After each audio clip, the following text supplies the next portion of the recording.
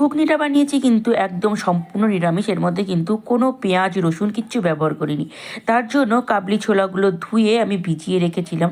এখন প্রেশারের মধ্যে কাবলি ছোলা, তারপরে অল্প একটু জল আর লবণ দিয়ে কম আঁচে 4টা সিটি দিয়ে দিলাম। এখানে নিয়েছি কাঁচা লঙ্কা বাটা, একটা টমেটো, সাথে নিয়েছি টক দই, সাথে নিয়েছি আদা বাটা, আর মিক্সিতে একটা আমি মশলা করে নিয়েছি। এই দেখো ছোলাটা সিদ্ধ হয়েছে কিন্তু গলে যায়নি। এবার অল্প একটু আলু ব্যবহার করছি, না চাইলে নাও করতে পারো। সে আমি কিন্তু আলুটা খুব হালকা করে ভেজে তুলে রাখলাম। এবার গোটা জিরা, তেজপাতা, শুকনো লঙ্কা আর গোটা গরম মশলা ফোড়ন দিয়ে তারপর টমেটোটা একটু গ্রেট করে দিয়েছি, কাঁচা লঙ্কা, আদা, আর এবার দিচ্ছি একটু চিনি দিয়ে কষিয়ে এবার এই মশলাটা দিচ্ছি। মশলাটা করেছি কাজু, মগজ, পোস্ত আর কিশমিশ দিয়ে একটু জল দিয়ে একদম মিহি করে পেস্ট করেছি।